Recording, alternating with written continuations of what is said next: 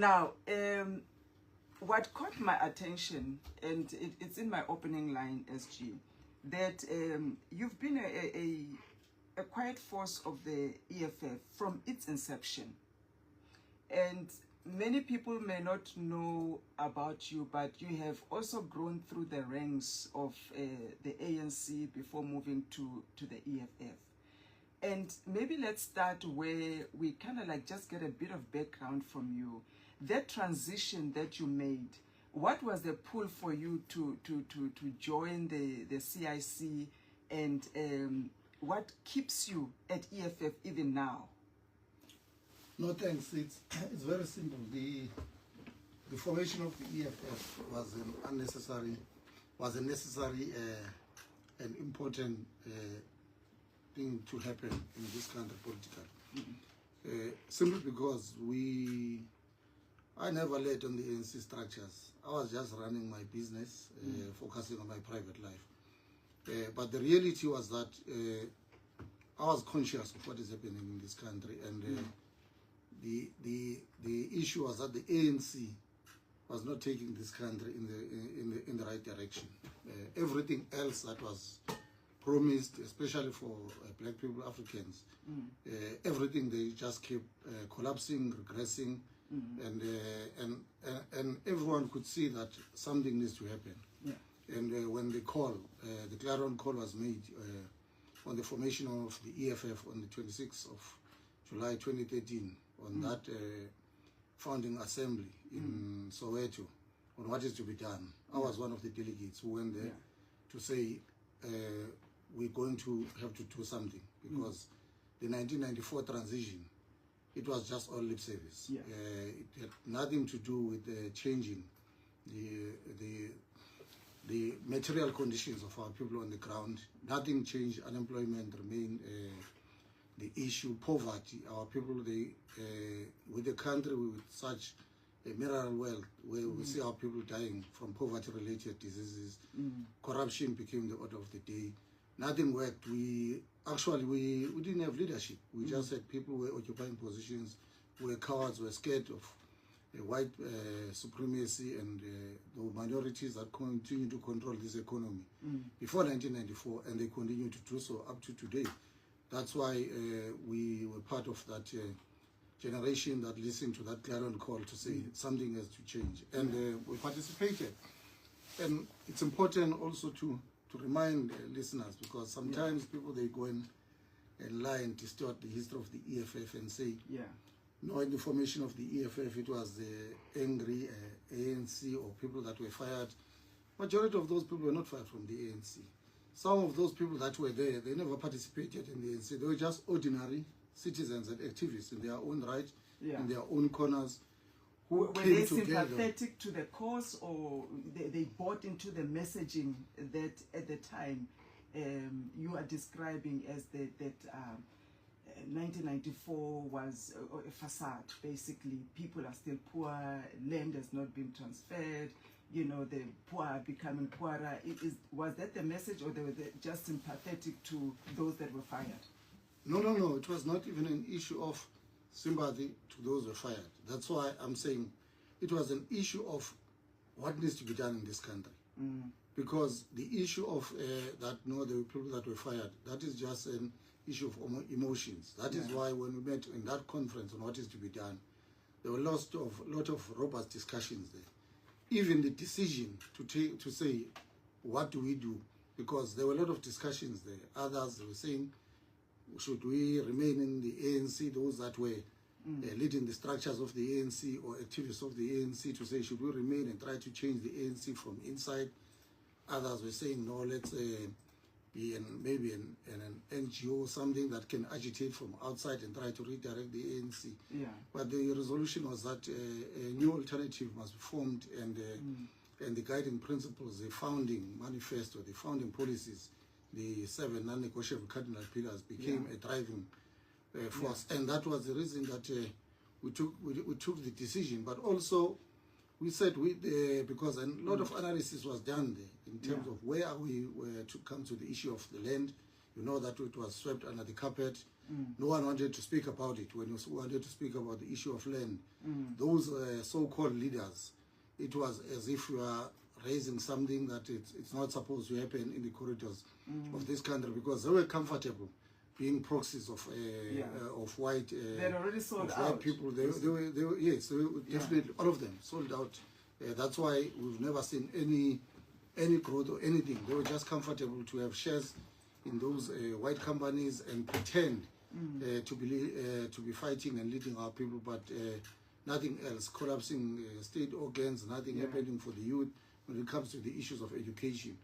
And then we said there to say, going forward, we did the analysis, and there were key points that we said on that. Going forward, the ANC is going to collapse because it's going to lose relevance. People, they're going to continue, and the ANC is going to continue exposing itself that it's there to protect the interest of the white minorities who control the economy of this country. It's not there to protect or make sure that it delivers on the progressive programs that will change the ordinary lives of our people. And then through that assessment, we knew that the ANC is going to die natural death, and that's why we said, if the ANC die natural death, our people, they're going to be left stranded. They're going to be co-opted through these parties that are formed by white people, and then put their black faces, or the white parties, they're going to be left alone, and then they're going to end up leading our people, and then we're going to reverse everything else that has been we tried to gain as black people. So an alternative has to be formed, and that alternative was the EFF. Of course, conditions were different then. And I'm going to come back to the cardinal pillars and their relevance in this new age. But I want to just finish on the background. Then you come in as the SG, that's 2019, right? Yeah, that's correct. And at the time, EFF was on a growth trajectory when you came in. Yes. What kind of characteristics or qualities were you looking for were they looking for in an SG that you embodied, that made you that right person to take over this machinery that was on a growth? Because straight after you take over, things start to change, and we'll get to those changes. What do you embody as the characteristics that really made you stand out as the SG of this? Look, more than anything is to be committed to the revolution, committed to service our people. When I was elected, I knew exactly what's the responsibility of a Secretary General. Is to make sure that you keep the organization alive, the structures all over the country, they remain active, and make sure that they do what is expected of them according to our constitution, the guidelines, the mandate, the timelines that needs to be done. But also, someone who understands the responsibility of a Secretary General. You said, I don't speak much. I've got views. I can be on social media every day. But I've got a responsibility of leading an organization as a Secretary General. And our constitution is very clear. The Secretary General communicates the decisions of the organization. So if I'm just going to be all over the show and waffling and doing all those things, I might even confuse membership. Because if I'm going to take this office not as an office where I'm elected to provide a service to the revolution and to the membership and to the voters of the EFF, and then I take this office as something like a personal achievement, then I'm going to be obsessed with my personality and my status and forget about the organization. So I know what is expected of me. That's why my focus is to make sure that the organization, it's an organization that functions all over the country, and we've done that, and even during any time we've proved the EFF is always there, ready to respond to any program that it sets for itself, and then it moves forward. Indeed. I mean, you've been described as somebody who's very strict, disciplinarian, and, a constitutionalist in terms of your EFF constitution, and I suppose what you're describing now is perhaps the qualities that were required at the time, because you're building throughout the country and you needed to establish that order. Is that the personality that you carry, the SG that the EFF needs, that strict order? And we see it in how you execute your mandate, whether it's in council or in I've been the opportunity to be in the provincial legislation and watch, but I've watched in parliament. And you can see order, you know, sifting through in everything that you do? Yeah, discipline is at the center of the revolution. Yeah. Without discipline, we don't have an organization. So discipline can't be compromised, and it's got nothing to do with anyone. There's no leader of the EFF from the commander-in-chief himself. Once the resolutions of the organization have been taken and is expected to deliver to a certain mandate, there's nothing else that is expected of him up to the last member of the EFF in some sub-region down there is expected to deliver. It's on the constitution, and for me is to make sure as a Secretary General those are enforced and there's accountability across all ranks of the EFF, and make sure that those that are given that responsibility, they must come, give an account, give a report, and be able to self-reflect and be honest with the work that they are doing. That are you doing what is expected of you, and are you delivering within timelines? We don't take resolutions just on the basis of taking resolutions because we are bored or we want to look like people who are working. Once we take a resolution, everyone must account and implement that resolution. But is that why you are then mistaken for a cult as an organization, because of that strict adherence to discipline and adherence to the resolution, no room for maneuvering or errors? I mean, errors can have it, but no room for deviation. Maybe that's the right word. Is that why people say, hey, this is a cult, I can't be like a robot. I need to think, I need to be able to exercise my own conscience and my own mind? No, we're not a cult. Those are words that are used by our political opponents when they cannot find fault in the EFF. We're an organization, we've got systems, but also we're teaching South Africans that mediocrity, carelessness, laziness, it shouldn't be the order of the day. Yeah. As black people, as Africans, we should be known of bringing superior quality, and make sure that there's commitment and there's discipline in everything that we do. Everything that you're given a responsibility, deliver it in a manner that it's quality, that everyone can appreciate that there was a leader who was involved, because we are used to mediocrity where everything they just collapse in front of us and no one is asking questions. And then that also has led to a situation where our people, they're starting to lose confidence in black leaders, and they think it's a norm that anything that has got black leadership, it has to collapse. And we want to change and show South Africans that anything, even if it's led by black people, it can be of quality. As you can see from the EFF, that all the 4,000 branches, once we say that branches, they must sit on this day, that's exactly what's going to happen. If we say in provinces, they're going to sit on this day, that's what's going to happen. Sub-regions, when we say go to a conference, and the mandate of the conference is that you're going to go there, deliberate on the policies, deliberate on a program of action, and then eventually sit there and elect leadership in a democratic manner. And these are the guidelines. That's exactly what is expected of us. That's why you don't see our conferences in chaos and people fighting, because we don't have time and tolerance for anyone who brings chaos into the EFF.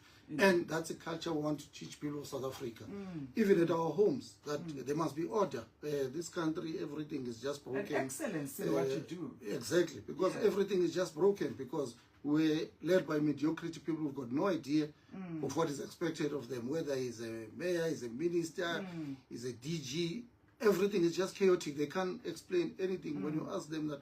But how things can collapse in front of you in this way, they seem to have no clue. So we have to bring that excellence, we have to bring that discipline amongst our people, so that we can demonstrate to the world that we're better people, we've got capacity to do anything and to run our lives without any white supervision. Because if we don't do that and pay attention to it, our people, they're going to accept that only blacks will only function when there's a white supervisor, and we're rejecting that. That's why we're demonstrating through everything. You can go to our councils, as you said, you were there in Parliament, you know how we conduct ourselves.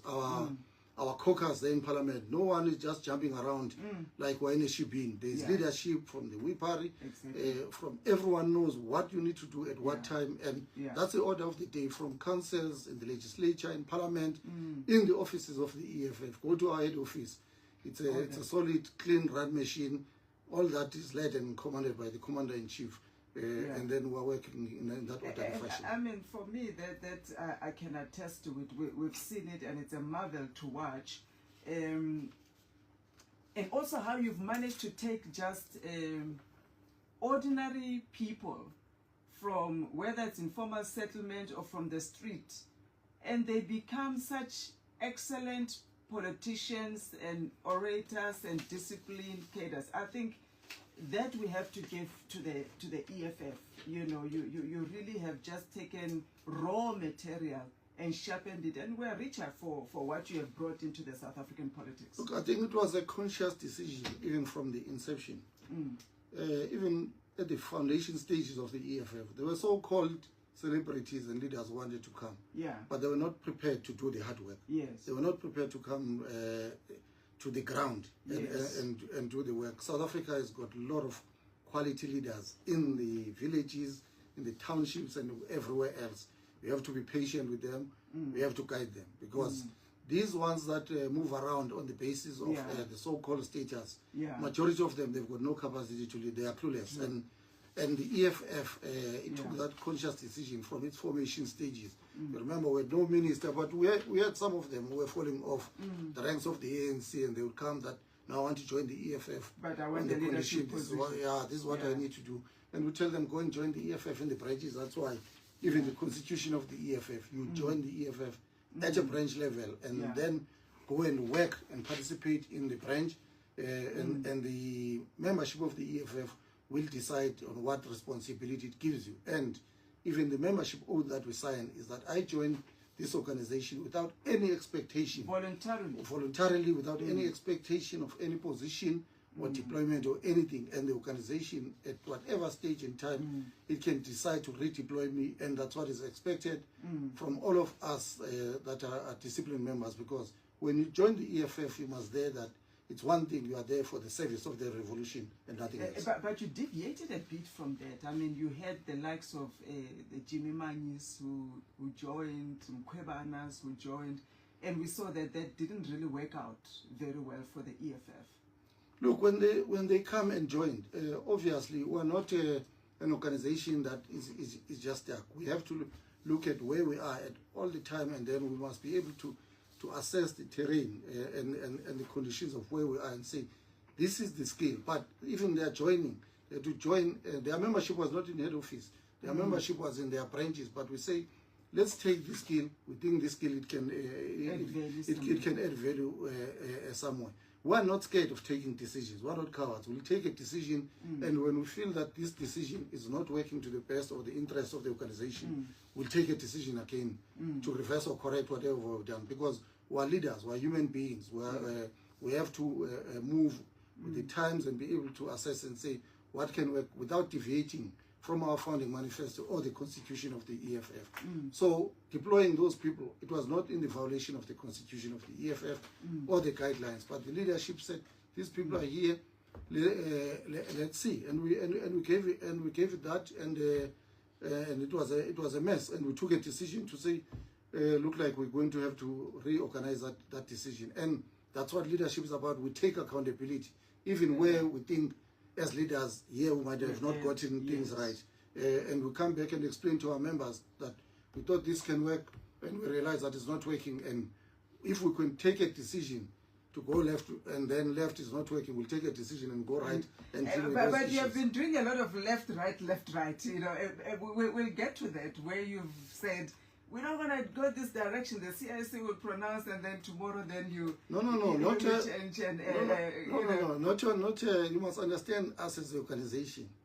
If you want to argue that, go to the policies of the EFF, go to the founding manifesto of the EFF, go to the non-negotiable cardinals of the EFF, and say this is where you have deviated, because everything else along the way we're going to have to navigate the terrain. But what we have not done, and there's no analyst, and there's no presenter, there's no one who can come and say, we have deviated from the founding manifesto of the EFF, which are the bedrock of where we are as an organization, because we know that when we deliver and we achieve those non-negotiable cardinal pillars, then the generational mission of the EFF, which is economic freedom in our lifetime, it will be done. Everything else, people, they can try and say, this is what we need to do. That's why I always say, where in the founding manifesto of the EFF we have diverted, where in our policies we have diverted, and that we have never done.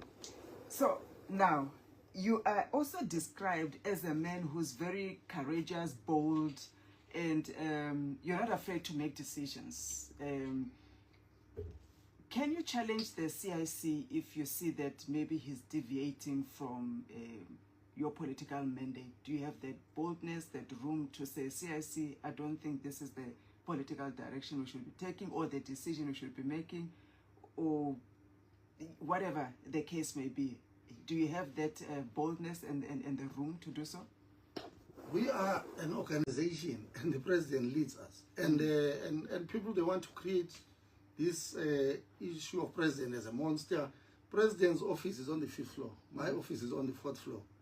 So every time there's no meeting of the EFF, of the War Council, of where the officials, they don't sit and discuss each and every matter, each and every item.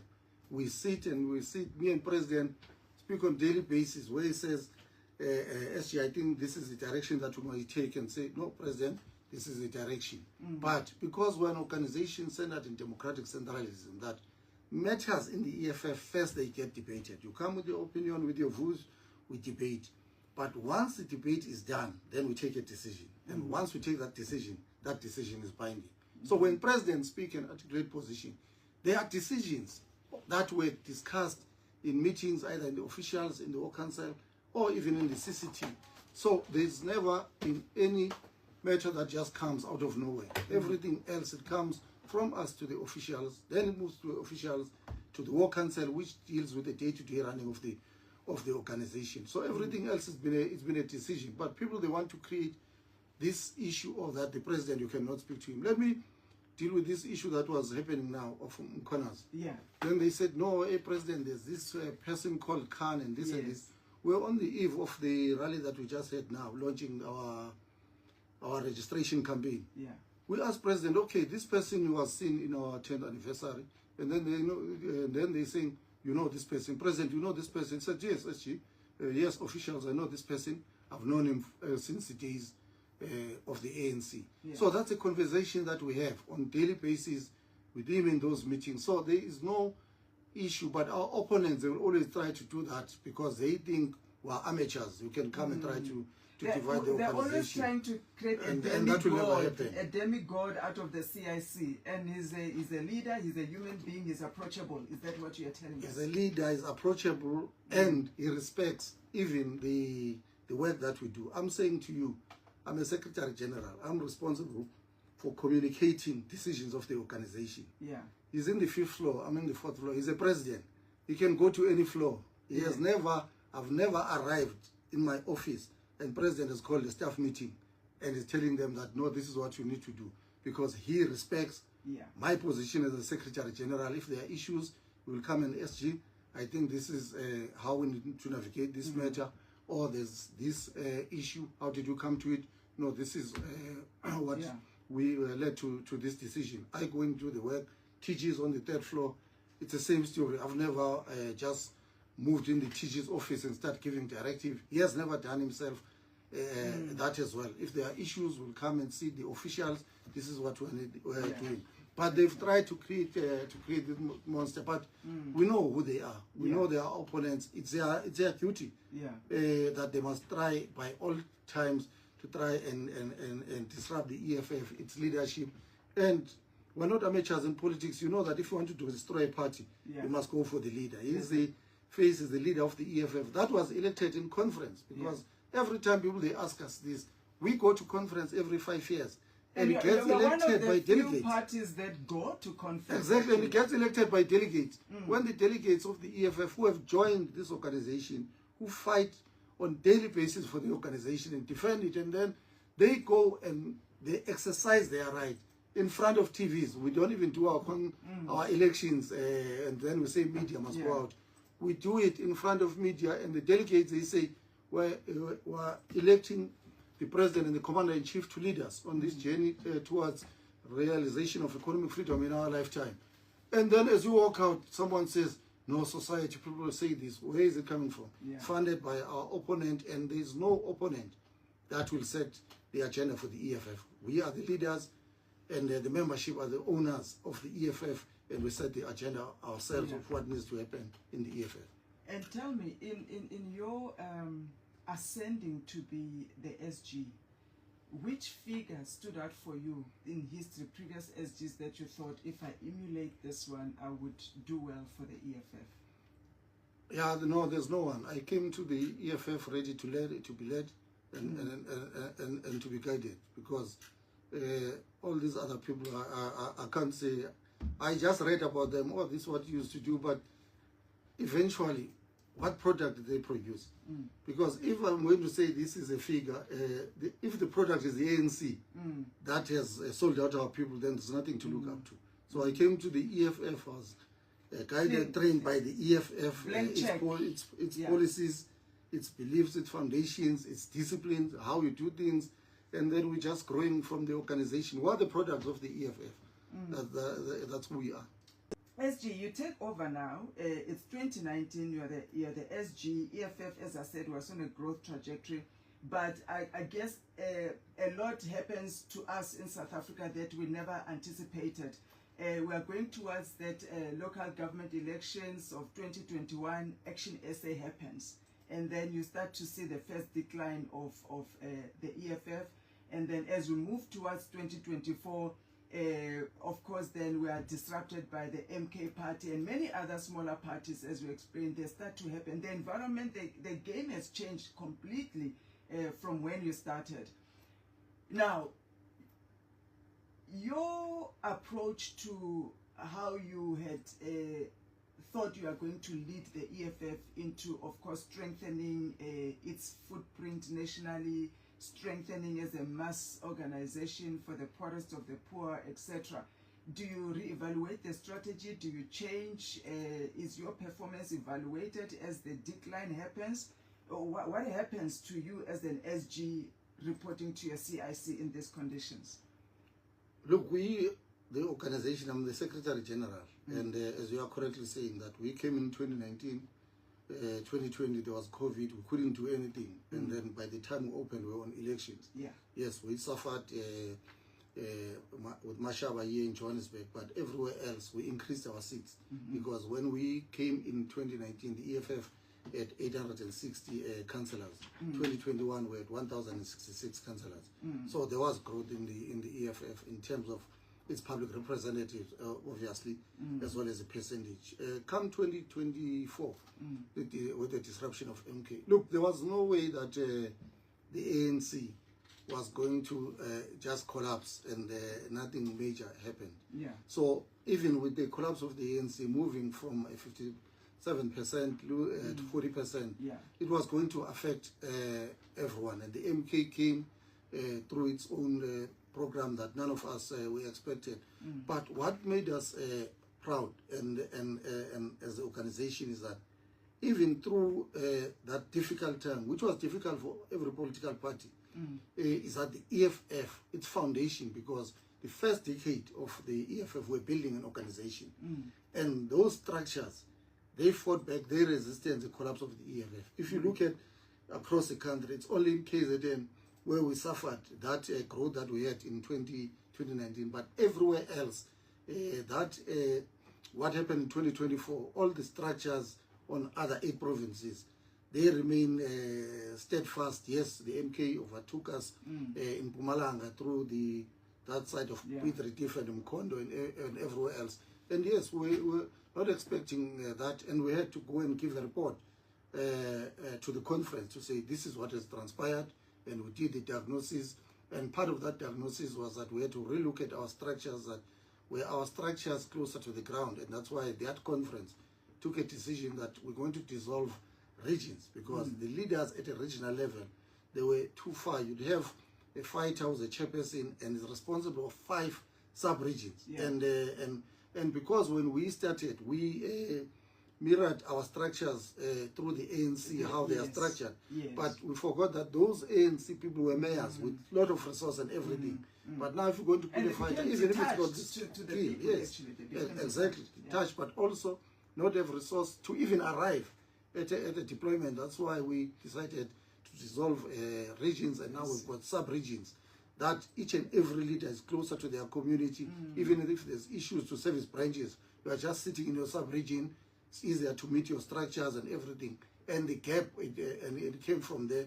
And it's a collective that we went to take to the conference. We handed over the report to the delegates, and the delegates, they decided that will let us renew your mandate as Secretary General, because we didn't go to lie to them. We said this is where the challenges were, and this is what we need to do as an organization collectively, because it's not my own ideas to say this is what I'm thinking. You hand over back to its owners, the delegates, and then they will deliberate through commissions and come back and say, we're fine with this, we have to fix this.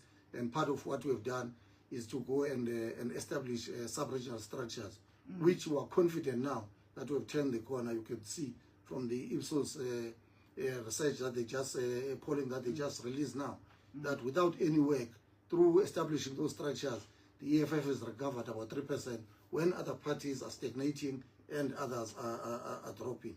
So we have turned the corner, Others but are we not had even to showing up on the polls. exactly. So we had to go into that. But what we do, it's an honest assessment of ourselves, and we don't mislead our members.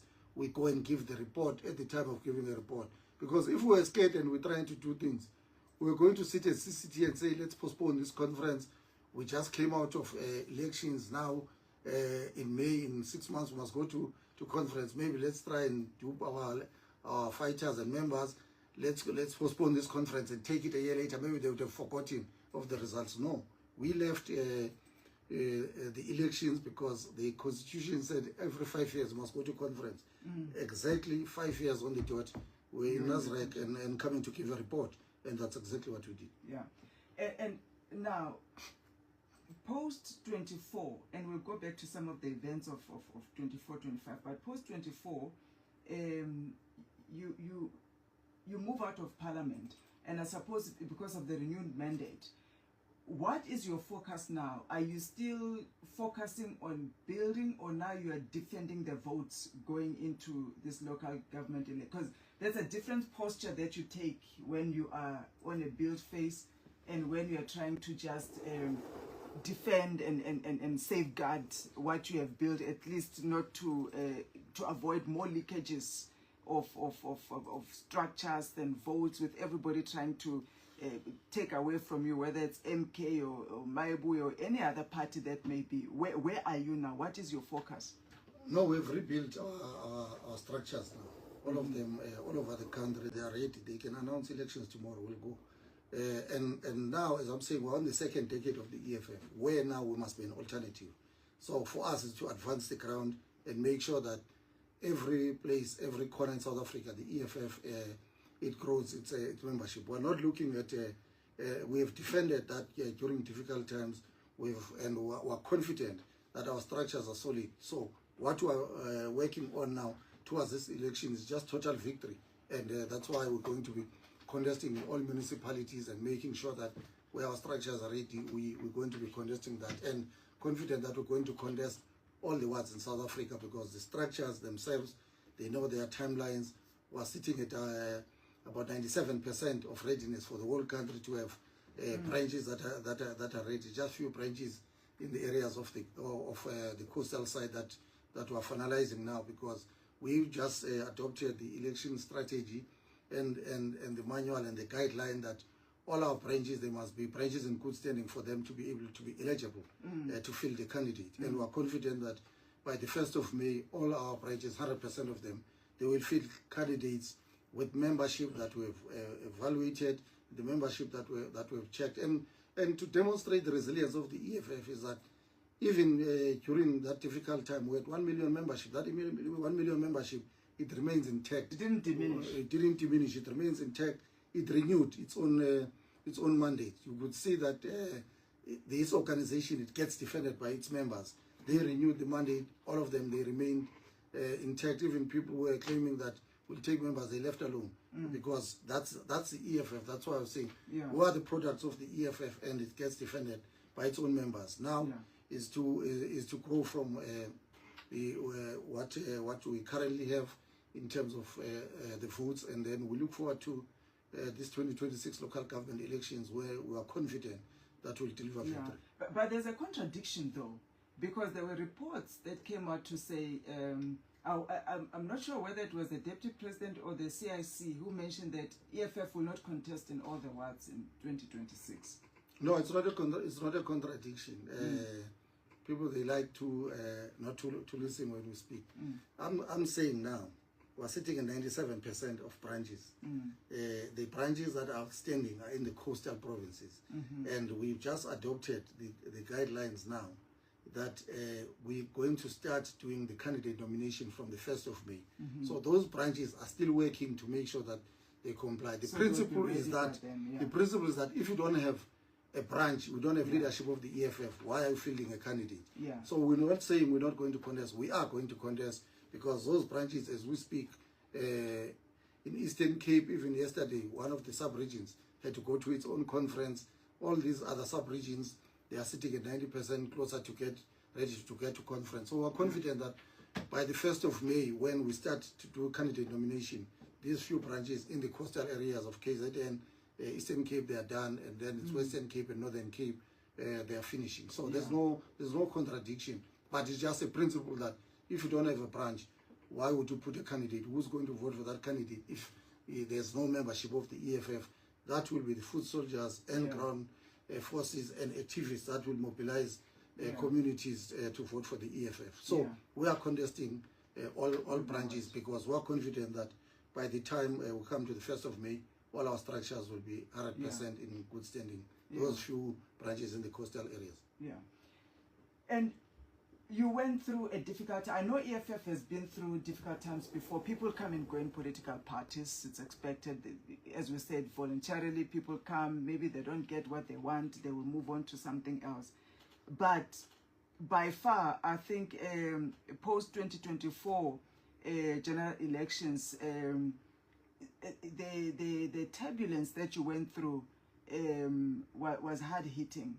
Or on many levels, especially with the departure of Floyd Shibambu, the departure of Ndlozi and others who followed with them. But the point that I want to make, and not to dwell in the other personalities, the point is you became a glue and a stabilizing force that really kept the ship going, and yourself and of course under the guidance of the CIC. What was going on in your mind? How did you manage to sail through? Everybody was predicting the end of EFF. We were hearing this is it, there'll no more be EFF. And here you are, you're telling us 97% readiness for local government. You're telling us 1 million members are still intact, and which is a great testament to what the role of leadership plays in ensuring that confidence in the members. What did you do in that period that made sure that you arrive here? No, our leadership, we don't suffer from paranoia. So we're not paranoid. We knew, and even that era, it was just over-exaggeration, and obviously joined by our political opponents who predicted the death of the EFF. But us who were leading the EFF, we knew what we were doing. And to demonstrate that, the EFF 2019, it goes to a conference, and then it says 2024, you must come back here and elect leadership. That's a timeline. We do not shift even 1 month. Because if we have challenges, that's where you're going to come back and say you even failed to meet your own timelines. Remember, when we put these timelines, it's not a government decision. It's us as EFF members to say, in 5 years, you must come back here, give a report of what transpired in the last 5 years, and get a mandate renewal. That's exactly what we are doing. So the departure of those individuals, and the facts are there. We believe in science in the EFF. They left alone, and those individuals, they left alone on the basis that they knew the EFF is going to a conference and is going to renew the mandate, and the delegates are going to speak, and cowards are here to run. So that's why I'm saying we don't suffer from paranoia. There was Nothing. It was just our opponents exaggerating these, and some of those they even believed the lies themselves in their own head, and exaggeration that they think they're bigger than the EFF. There's no one who's bigger than this organization. It's an organization that was founded by the dejected, by the landless, by the unemployed, by the people who have felt the pain of being excluded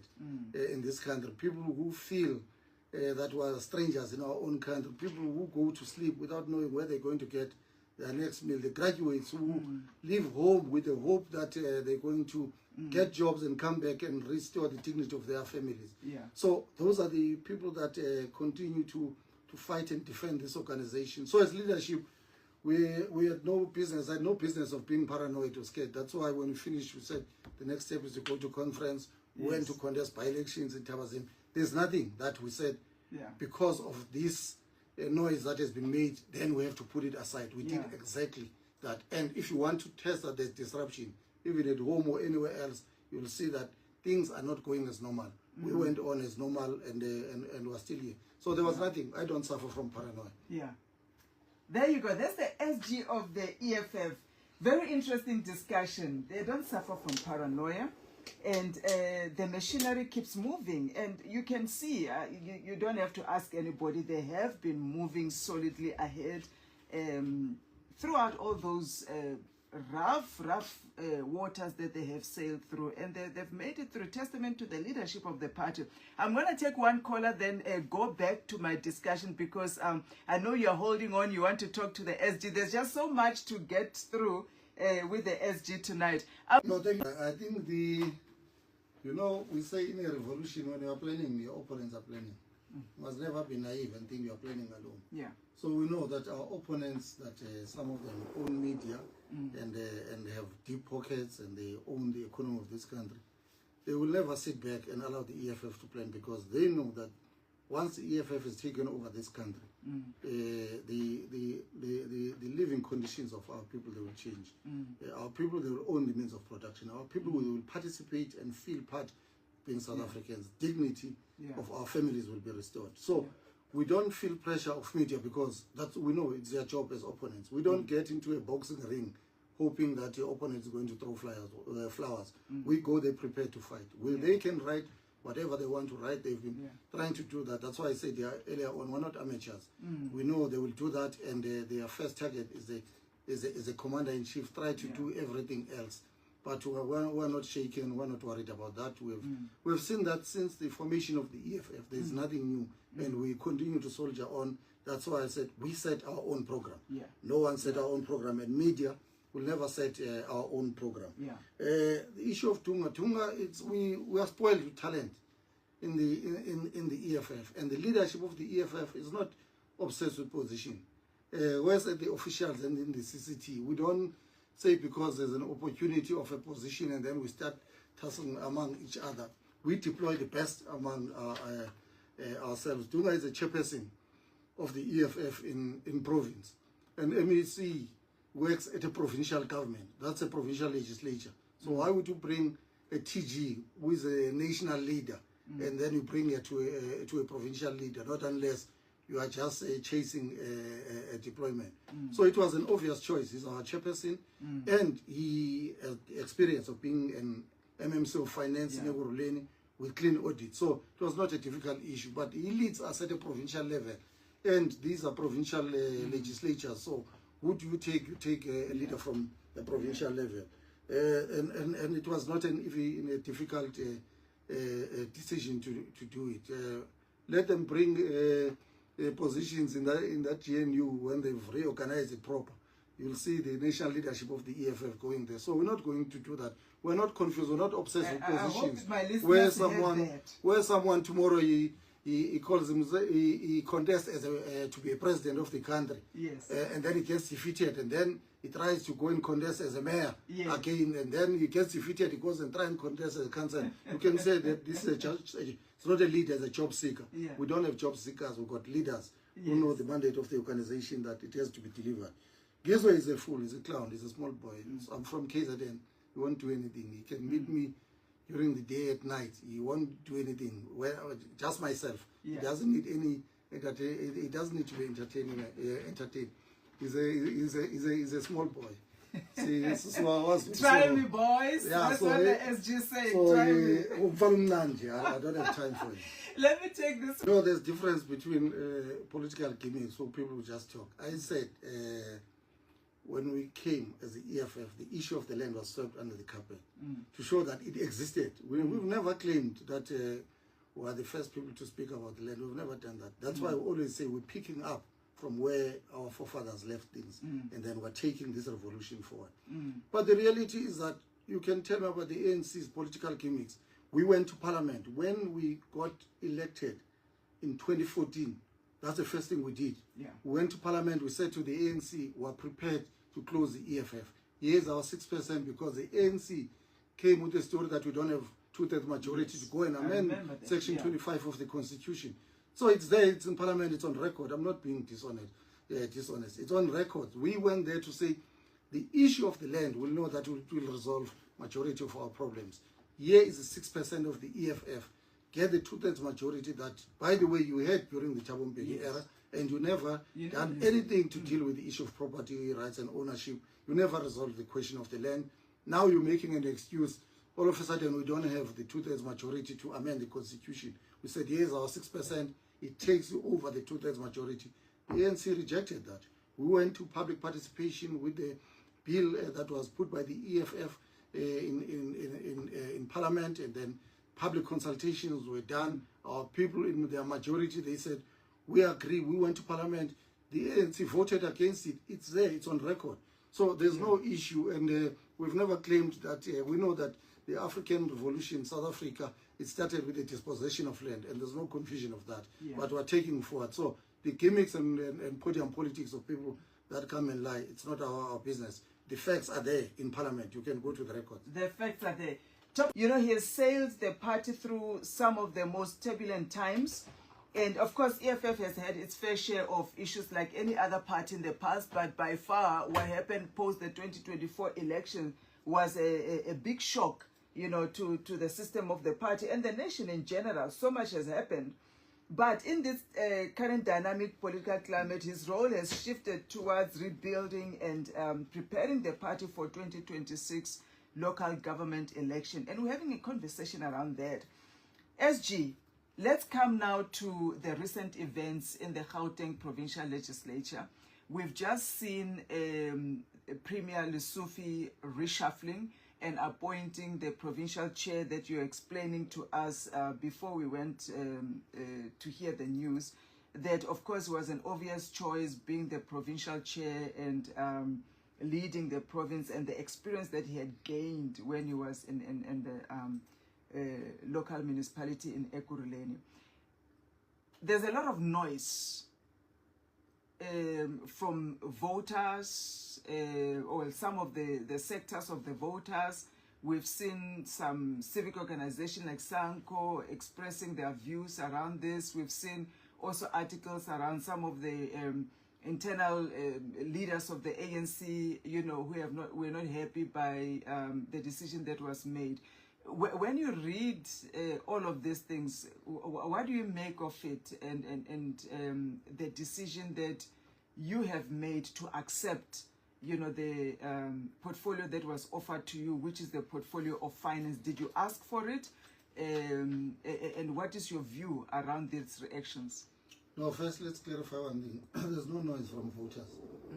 It's noise from the ANC. Those cowards who are happy that this country must be returned back to racist, that are back in the corridors of power.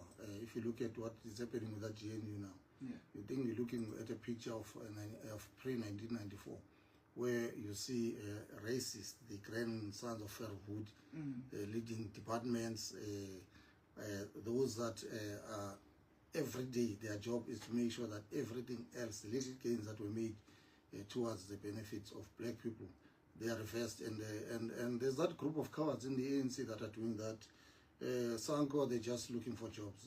There's no organization there. That's why they're prepared to go and march with the Freedom Front Plus and AfriForum and everything else. So there's no voters. There's no ordinary South Africans who are saying the EFF. Actually, they've been calling onto the EFF leadership since the first coalitions in local government in 2016 to say to the EFF leadership, you are ready to go and lead. We've given you the mandate, go and participate. But the leadership on its wisdom said, going to take our time and make sure that we train leaders who are not going to go there and sleep and embarrass the organization, who are going to go there with the necessary skill, with the experience that they've gained through being in the opposition benches, understand what it means to be a public representative, that you are there to represent and make sure that delivery services and solutions are provided. So this is not new. This is and the members have been saying that since when we had the first in local government 2016, when the Johannesburg, Nelson Mandela and all of them, the ANC lost outright majority. But the EFF it took its own time, and we have said recently that we are ready to get into government. That's why before this MEC, we had the MMCs where we took a decision now after 2021 to say, now we are ready to get to government. We think we have trained these leaders enough. We've got necessary experience, and we've allowed them to go to school to further their education, so that we can give South Africa the quality when it comes to leadership. And we're very proud to say we've been having MMCs in the executive, and none of them has ever disappointed or caught wanting or even not knowing what is happening, because others, they're not just corrupt, but they've got no idea what they are doing. Even if you ask, they say person is a minister, you try to ask about things that are happening in his or own department, he's got no idea. They can't tell you anything. So that was the state of readiness, and the EFF, and we've said that we're ready. So when the discussions and the opportunity came for us to participate in the legislature of Gauteng, to lead people of Gauteng, we're ready. We've got a leader, tried and tested. Our chairperson here in Gauteng is going to deliver for people of Gauteng. He's not obsessed with fame. He's not obsessed with the pro-lights. He's obsessed with the service delivery, and that's exactly what you're going to see for our people of Gauteng when he is running that finance department. So let's not exaggerate things and even get into a space where we even lie. There are no numbers, because if someone says voters, must give me numbers. We are people of science and facts. Bring numbers to us. Don't give us emotions. We know the people. It's Lugize Galala. That old man is a ANC faction that is scared of white people. That is scared of white supremacy. That is in the pocket of the whites. And we must commend the Premier of Gauteng. And our discussion with him, it had nothing to do with the ANC and the ANC leadership. And we didn't discuss it with the Premier, we discussed it with the ANC leadership in that meeting, where we said we're ready to participate. We're already having MECs. And we chose the finance portfolio. No, we allowed the Premier to do that. It's his decision. It's his decision to put. We never demanded finance. We went there to say, we are ready to participate, and now that we're having discussions and there's an opportunity, bring. And then Panyaza, because he knows the EFF and what it can deliver. And then he said, go and take finance. We didn't hesitate. We're ready to, we didn't even bother to say, hey, let's call a meeting. Who's going to go and occupy that position? We are ready. Give us any position. We said, even if you can give us the most useless minister, we'll turn it around, because that's the capacity and the capabilities that we have, because our commitment and obsession is about delivering for our people. Anything else. So people, they must not lie. It was not a secret negotiation. That meeting, the ANC provincial leadership, its officials, they were in that meeting, and we had a discussion, and then we agreed with the ANC that we are ready to participate. When in 2024, after the elections, we said we're not going to participate in the provincial government. It was our decision as well. Okay, so 2024 you rejected the offer, and this time you were ready. We were ready to participate. We rejected the 2024. It was on the basis of the GNU, because we said we're not going to share the corridors of power with murderers, with racist apologies. We're not going to share the corridors of power with people that every day they want to see a black man continue to be excluded and subjected to pain, misery, and poverty. So if you're offered now the GNU in its current condition, we're not going to participate. We're not going to share platforms with Freedom Front Plus. We're not going to share those things with the power with the DA. We know what they stand for, and we're not going to, because of pro-lights and deployment in government, and then we betray the mandate of our people. How do we go and go and smile and laugh and exchange fake smiles with the DA in cabinet, and tomorrow you go to Sharpeville to commemorate the killing of our people that happened in 1960? I mean, you just someone who has taken a decision to be opportunistic and mislead our people, and we're not going to do that. We're not rushing. There was a time you were voting for them to be in power in the local government, you know, when there was still that multi-party government in the city and also in Ekurhuleni. How do you explain that? Strategy and tactics. That's why we were never part of the government at that time. By the way, DA, they were prepared to give it to us. Masha was prepared to give it to us. We said no. We are voting so that the strategy is to make sure that our biggest opponent is the ANC. Our biggest problem is the ANC that have been given a mandate to lead this country, but they've continued to betray the faith and the trust our people have given to them. So everything that we're going to do is to make sure that the ANC continues to collapse, and it was a strategy, and it worked. Look at what happened in 2016 in Johannesburg, in Nelson Mandela, in Tshwane and Ekurhuleni. They lost those municipalities with few percentages. I think Johannesburg is sitting at 29%, if not 30. 2026 is the end. So those strategies, they work for us. But we, even that time, we're clear that we'll never work with the DA, and there's never been anywhere where we're in government with the DA and led by DA or Freedom Front Plus. We don't share the space with racists, with the murderers and the people that up to today their families who still searching for graves of their loved ones, and we've never found them, and then we take that as business as usual. So that has been our position, but the strategy we had to deal with it, and it worked. And by the way, even at that time, we had meetings with the ANC, and they demonstrated their arrogance because they thought it was a mistake that the voters of South Africa and people are becoming conscious to say these ones who continue to mislead us, these ones who came to us and said we want to fight for the revolution, we want to fight to make sure that black people they regain our country. They were just chance takers, and people wanted to assimilate, to take over those positions for themselves, not for on behalf of our people, and they allowed the whites that are continuing to run this economy to do as they please, and nothing has changed. But tell me, this came at the eve, the acceptance of this position or portfolio in the legislature came on the eve of MK Party saying that they will not vote for the budget because of their own KZN situation that they're trying to fight with the ANC, which EFF is in support of in the KZN. So was this a knee-jerk reaction to the EFF, the MK stance of not wanting to support the budget here in Gauteng? And also, is this part of your strategy and tactic to deal with the MK Party for whatever reason? Because suddenly you are part of this, and it seemed to have also taken them by a bit of surprise. No, MK Party can't lead us when it comes to ideas and strategies. They don't have that capacity, so there's no such thing.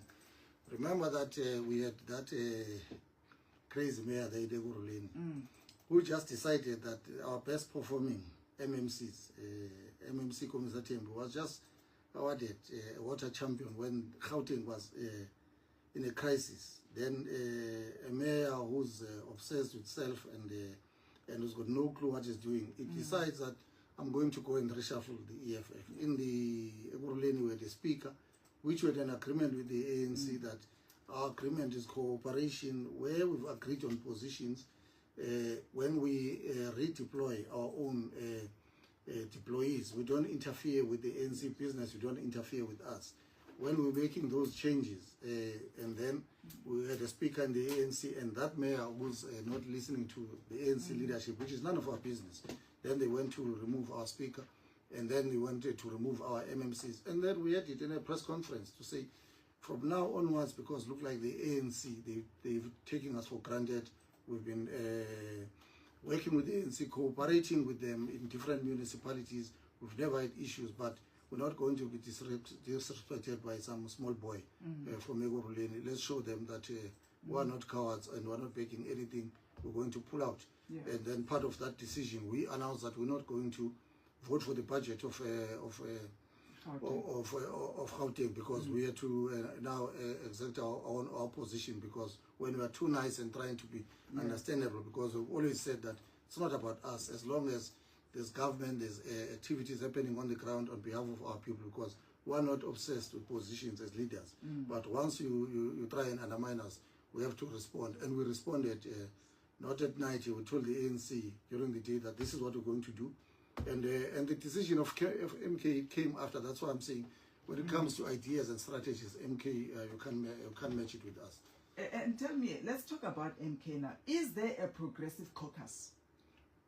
Look, we are working with MK. We're saying in KZN, the people of KZN, they voted in majority, because we are people who respects what we currently have, the constitutional democracy, where people, they go and exercise their democracy to vote. In KZN, they voted for MK, got 46%, and we're saying, let's allow people of KZN to receive what they voted for. It must be supported, because even the ANC and everyone else said we are the majority, so let's be allowed to do that. And those are the bases. We work with MK even if there are issues. Ours is to work towards regaining and control of this country for the benefit of our people. And anyone who's part of that mandate will listen. We engage anyone. That's why we can sit with the MK and engage them on the KZN issue and say, it makes sense, you must be supported. But when the MK leadership goes to Morocco, when Morocco has done what it has done in Western Sahara, we are ready to tell MK that, yeah, you are going wrong. So it's not an issue that it's permanent, but when there's progress, we'll work together with MK, and that's how we're moving. That's how we're moving with ATM. That's how we're moving with everyone, including PAC. We used to do that with UDM until they were co-opted in the GNU. That's how we're moving. But at the end of the day, we are independent political parties that we contest on our own. Yeah, because there's the charter that was signed. Yes, of course, before charter, before the breakaways of Floyd, Shivambus, and others. And did that have an impact on your relationship with MK? Because we've had the CIC say over and over again, he will never hold hands with the MK. We're never going to be working with the MK. You know, that whole. It looks like the unity is more pushed from the MK side, and EFF constantly and continuously make utterances on distancing themselves from, you know, the MK party and taking your independent route. No, the progressive charter is, if you read that progressive charter, by the way, it's EFF policies throughout, all of them. That's what I'm saying. When it comes to ideas and policies and strategies, they can't match us. But when the MK and its leaders, they decided that they're going to go and sit in some corner and work on trying to destroy the EFF, we had to respond. Because they were on a program. They know it, and we told them that you are in a program of trying to destroy the EFF, and we're going to defend ourselves. There is no one, whether you are black or you are white, once you try and come closer and plot to destroy the EFF is going to respond. And we responded to the MK, and they've learned, and hopefully they've learned their lesson. But through their behavior, they learned their lesson that don't try play next to the EFF. It's going to respond, and it's going to respond harshly, and it's going to defeat you. So they tried that during that era, and we responded to them.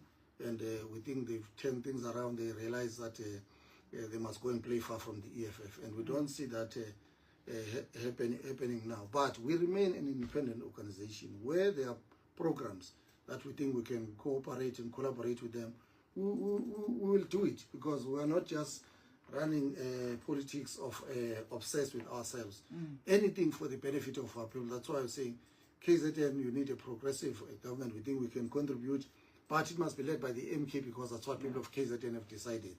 If we are in parliament and then there's a bill that we need to support each other, even if it's put by MK, if it makes sense for our people, will support that bill, because it's not about personal glory or victory. It's about, at the end of the day, what will our people benefit out of this? Those are the politics that we're engaged on daily basis. But don't try and take chances and try to destroy the EFF and think we're going to smile at that. That we don't have time. Once you try and declare or demonstrate or walk and smell like an opponent, we don't shake, we don't cower, we attend to our opponent immediately, and then we move on.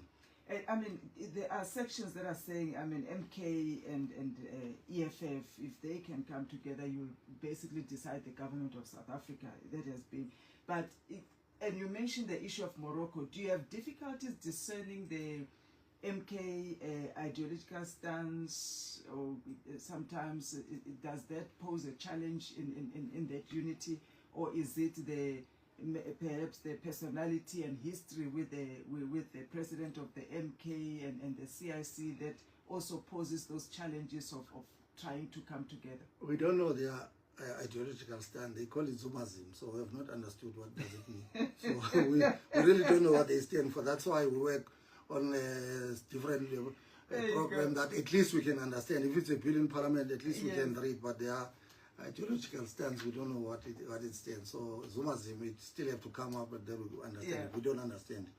Now we are drawing to a close, and there's just still so much to unpack with you, SG, and I don't know when we're gonna get time again with you. But when you look at succession, we know that the CIC is facing some legal battles right now, and I think April we're anticipating the court will sit for the sentencing. And God forbid the worst happens, is sentenced, and I know that he's not is fearless. He will do what is required of him. What will be the discussions right now around continuity and succession, ensuring that whether he's there physically or not able to be there physically, the party continues on this growth trajectory? Have you guys said, are you having those discussions? Yeah, you know this thing that says cowards die many times before they actually die. We are not cowards. The CIC is not going to go anywhere. 15, 16 April, we're in East London.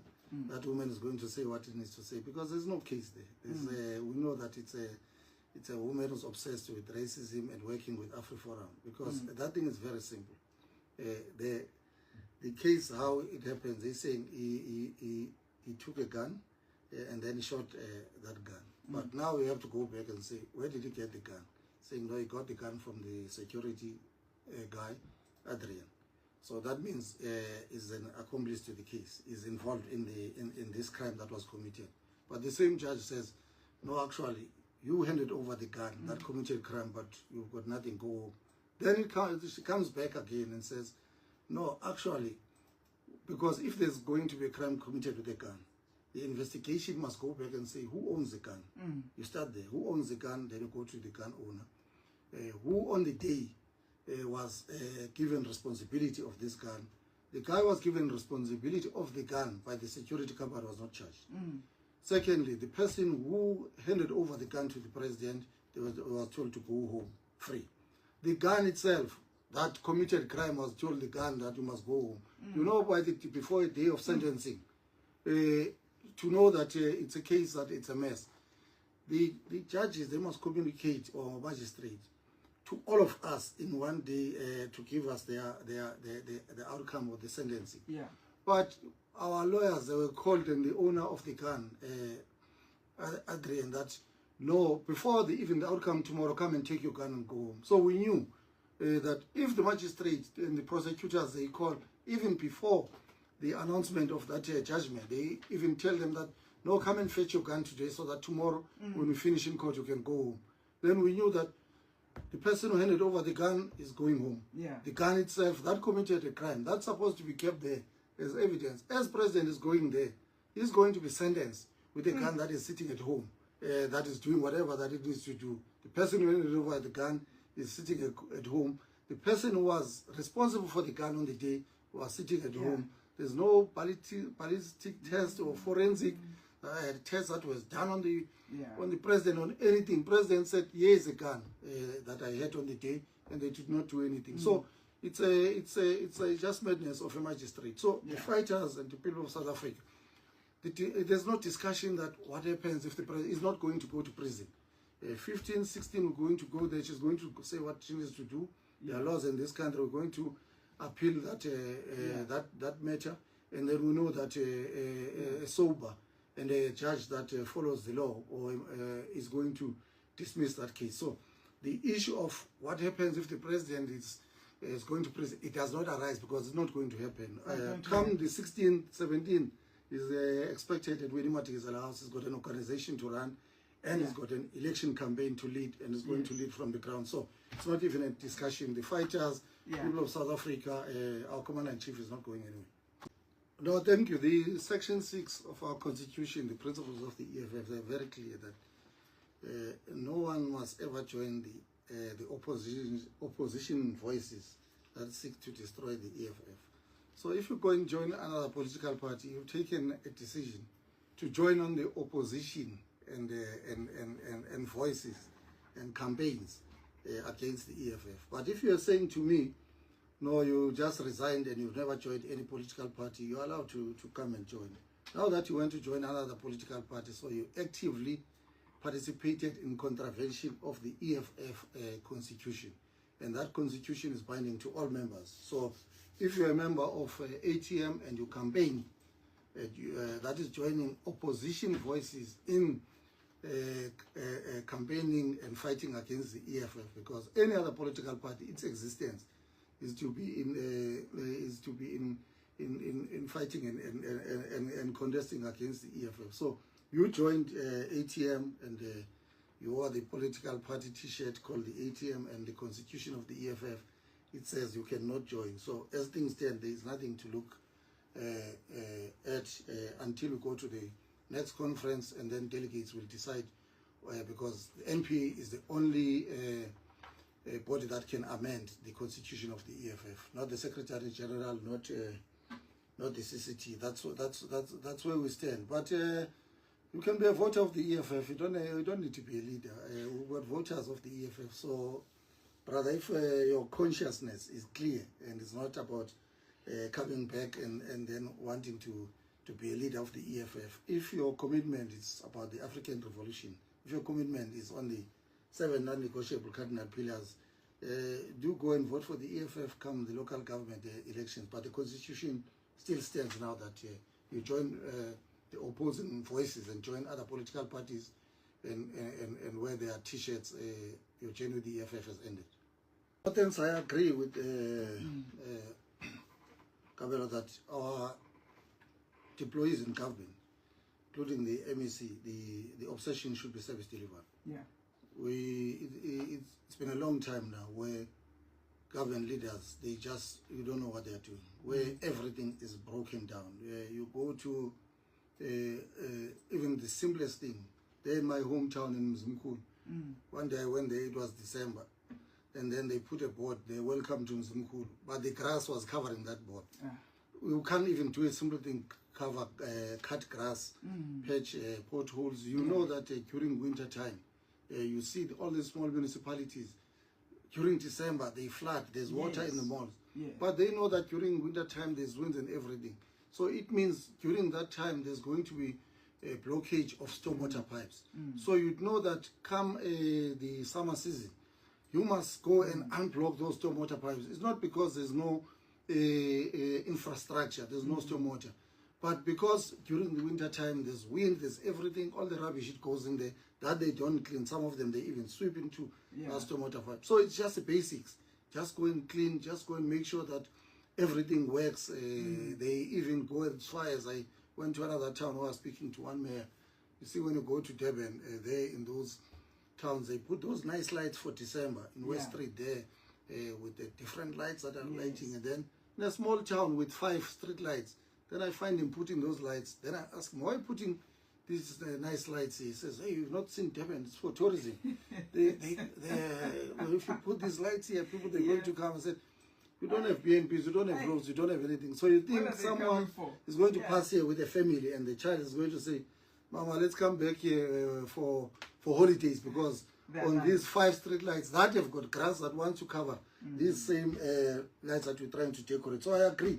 Service delivery, it should be our obsession. And in the EFF, all of them that are deployed in government, and we sit and they come and account in our government task unit, they're led by the Deputy President.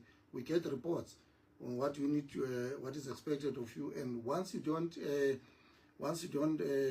what is expected, our constitution that was amended in the second MPA is that the CCT have got a right to remove any deployed anywhere if the CCT feels that this person is not doing what is expected. So we don't delay, we don't wait for conference that you've been elected for 3 years. Once you don't do what is expected of you in government, there's no service delivery, there's no accountability. We just execute that clause and then we recall you. So we don't have to wait for you to be go to another conference so that we can remove you when we see incompetency and we see laziness. And the issue of youth, I fully agree with him. Youth has to be prioritized. We're sitting with over 50% unemployed young people. Young people are dying on a daily basis. Every weekend you go to the graveyard, young people are being thrown there who die, who have surrendered to drugs and alcohol and depression. It's a mess. So if we cannot protect the young, then there's no future for this country. So there has to be a deliberate program to make sure that the issues of young people, they are dealt with. We are fighting in Parliament now. The EFF has led a bill on the cancellation bill of the debt, because we don't understand that why would you, a mother who has no money, go to Mashonisa and take this child to university, and when the child qualifies in a country when there's so much unemployment, and then the ANC government sits there and sits comfortably that this child must not be given a certificate, this child must not graduate. So how are you going to deal with the issues of poverty? That even if this child has got the capacity to go and get a job out of the country because you failed to industrialize and create jobs. No, you can't do it. Even when they say there's an opportunity to go and work in China or in Russia, I'm an engineer. No, because the ANC is obsessed with profit and it's scared of those that are running this. They say no until you give us money. But these are the same people that now they are currently, their parents are getting grants and everything, but when you graduate, they don't want to release your certificates. We are in Parliament, and then we're going to prove to the ANC once more. Because if they vote against that bill, we won't be shocked that they don't want the cancellation of the student debt. They want those students to go and get money where we don't know where they're going to get them when there's serious issues of unemployment. So there must be a deliberate program to make sure that young people in this country, they are looked after through opportunities, through jobs, and making sure that they've got access to quality education as well. We've established that the CIC is staying. There is not going anywhere near jail. If there's anything, there will be an appeal, so he'll be here to lead the organization even towards 2026 and beyond. But we've seen a pattern of organizations that kind of like ownership dilemma, if I have to call it that way, and they have this family dynasty attached to them. We saw it with the MK and the children are there. We just saw Ratanang addressing a rally. I don't know what we need to read into that. Is that part of the succession plan? You see organizations like Action SA, they are so much personality-based, ownership-based. You won't be surprised if tomorrow a family member must come and lead it going forward. So with Ratanang now coming into the political scene, is that signaling perhaps his move towards being more active in the party and possibly a succession plan unfolding? No, there's no such thing. You know, people, they just sometimes commentators, they are not honest. First, they accuse the leadership and the president every time when we go to rallies. Look at the EFF and its leadership. It goes and bring other children, and then they come to the rallies, and his children are not there. And then when the Ratalan decides that I'm ready, not force, not push, I'm ready to participate as an individual, then there's a complaint. It doesn't matter which direction you are dealing with. There's been a lot of those complaints that Where are the leader's children? Where are his children? Now is in the university, is old enough to make up his mind.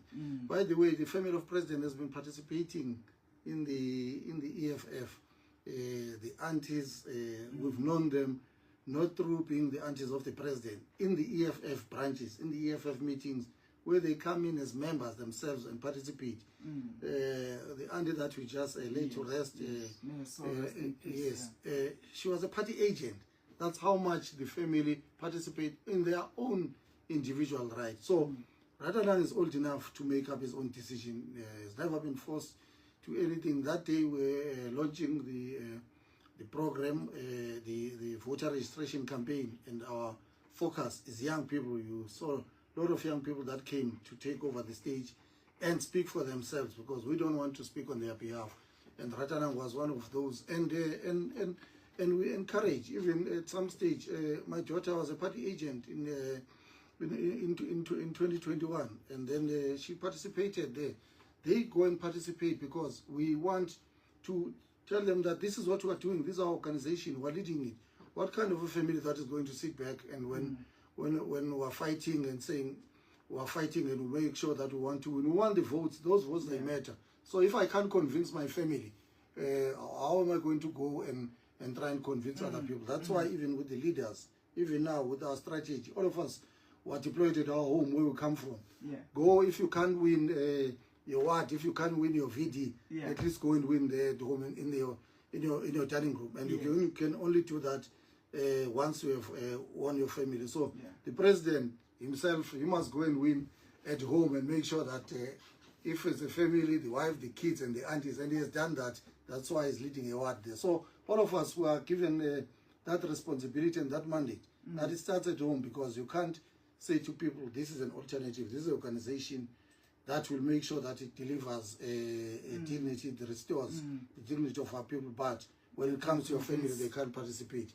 But he's participating, and we're very happy with that, his own right, and joining a member at the branch of the EFF. That's the constitution. So people must relax. There's no membership of Ratanan in head office. Even if he tries, he must go to his branch and join the EFF Youth Command. They've got branches themselves. Madlanga Commission allegations, they've been coming hard and fast. We've seen the CIC being mentioned in the Madlanga Commission, and we've also seen municipalities where EFF is involved in the executive being mentioned with serious issues like supply chain issues and tenders, etc., where they would have been part of the executives that are decision makers. What do you make of it, and what are we going to see from the EFF? Okay, let's first simplify. There's not many municipalities where the EFF has been mentioned. No, there's nothing that is said EFF has done. Not the MMC, no one. It's just ANC politicians and that guy who just speaks because he's allowed to speak in media. But there's no EFF that has been involved in Ekurhuleni. In Tshwane, that's why people must be patient and not hate that EFF, that they cannot be able to process what is happening. The guy is saying at Madlanga, I've taken this list and then I send it to someone to say to this CFO, whoever is there, go and verify if this list, because someone told him that this is a list coming from the CIC, that it doesn't even say who's the CIC. No problem, we accept that.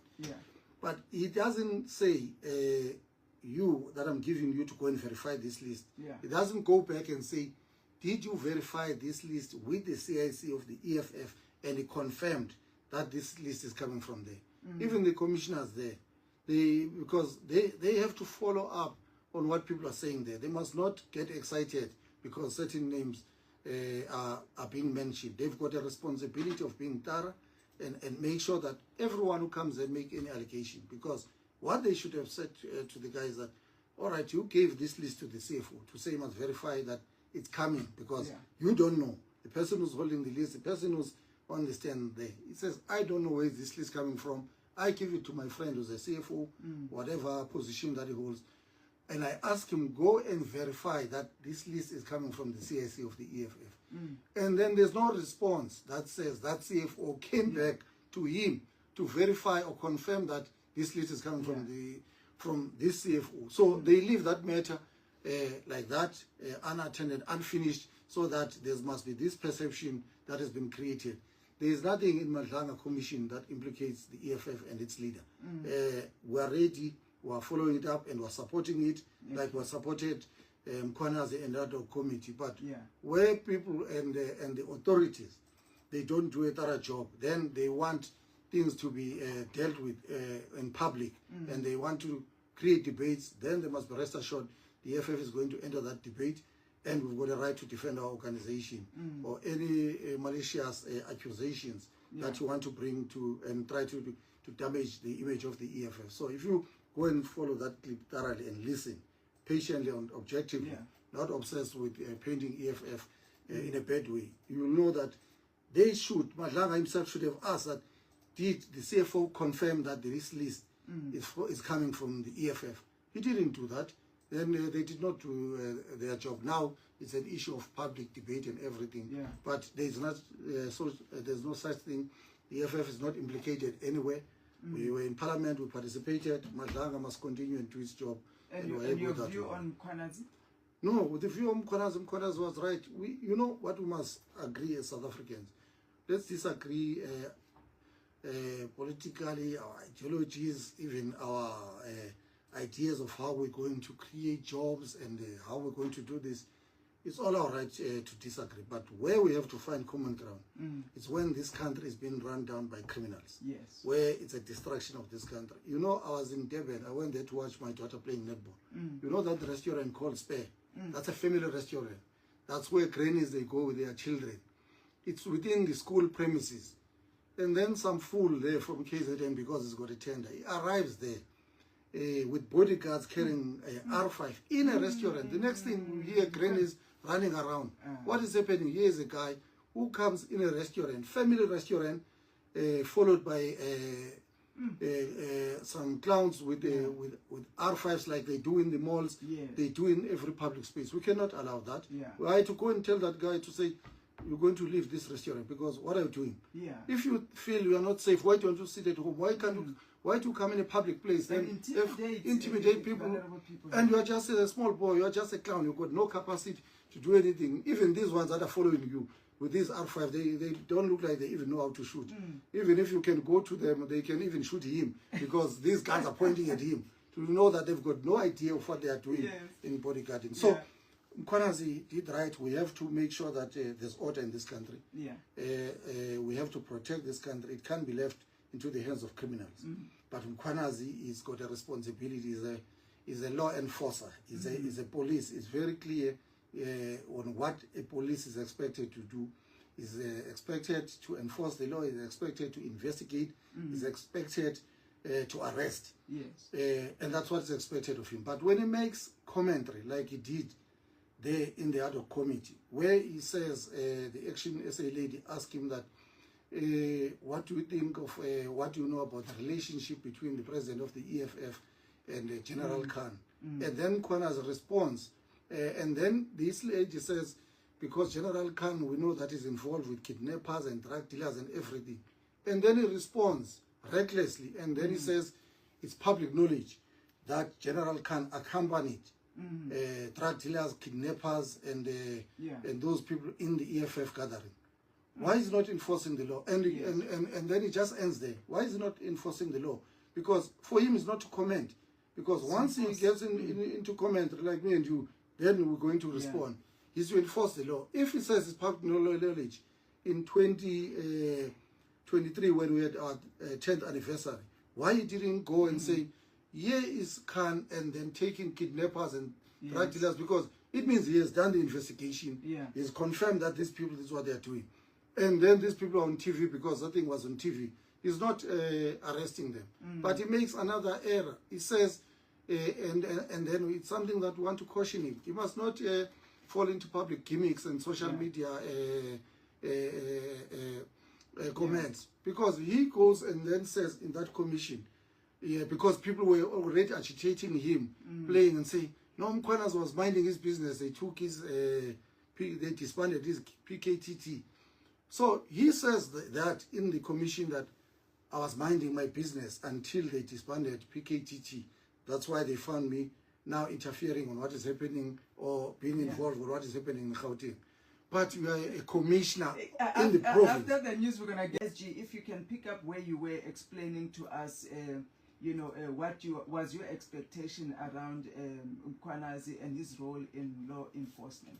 No, we expect him to enforce the law, and we support him to do that, and we want him to do that.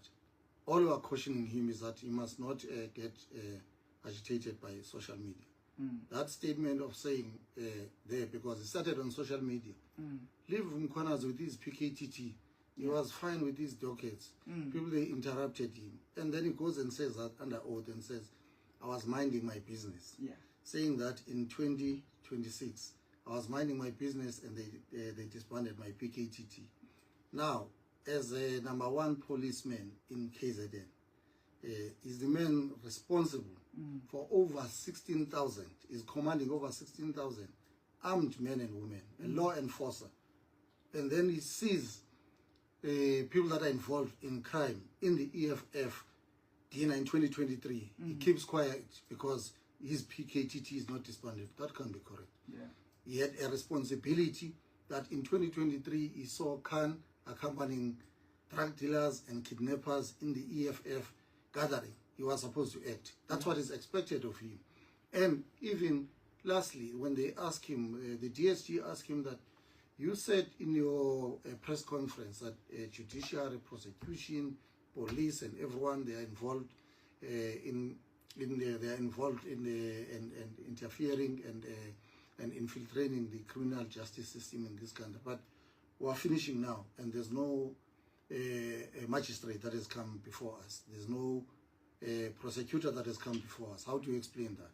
And then he explains by saying, no, it comes from the fact that there are criminals that get arrested for murder, and then they take them to court, and then they get bail. Fair enough. And then these people, they go and create crime. So in that way, he believes and thinks that the prosecutors and magistrate are involved. He's human. He can believe, he can think, but unfortunately, he's not like me and you. He's been given a responsibility to investigate, to enforce law.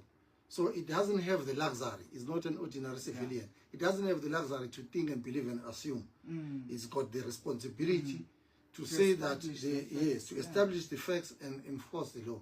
So if there's a person who has been arrested, and we know, we're being told even in KZN that there are those that work in correctional services that are working with criminals. We saw on the Senzo Meyiwa case when those guys were charged. This guy says, how would I kill Senzo Meyiwa when I was already sentenced in prison?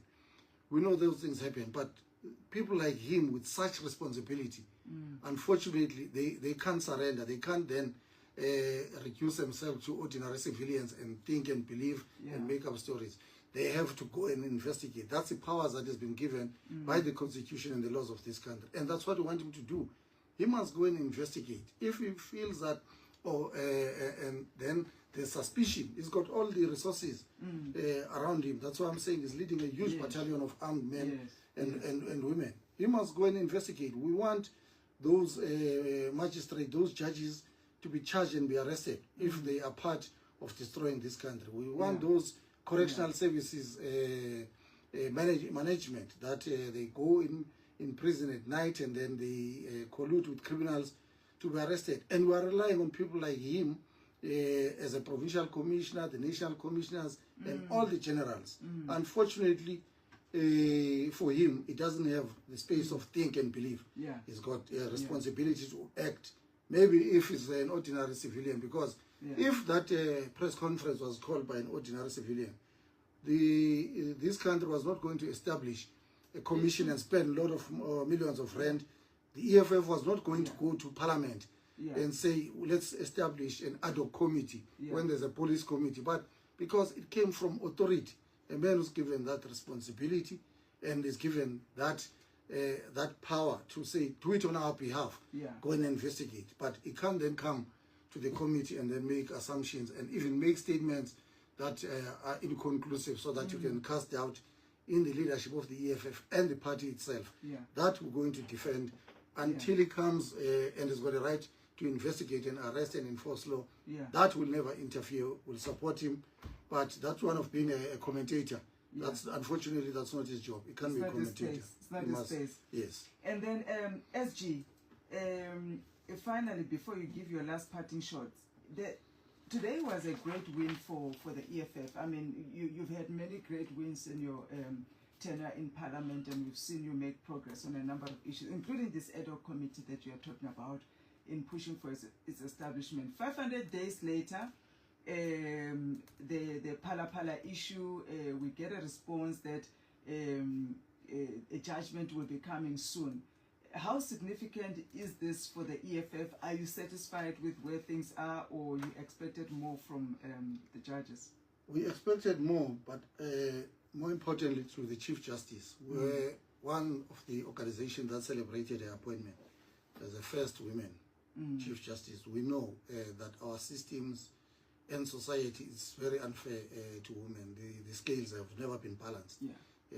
Anything else that talks women, it's always pushed to the corner because of those that are control of the system. So we're very excited with the appointment as a Chief Justice, that here is a woman, she's going to demonstrate capability and leadership that we always said women are capable of. And we're disappointed that 500 days later, it's going even against their own norms and standards, that at least a case must take 3 months. Yeah.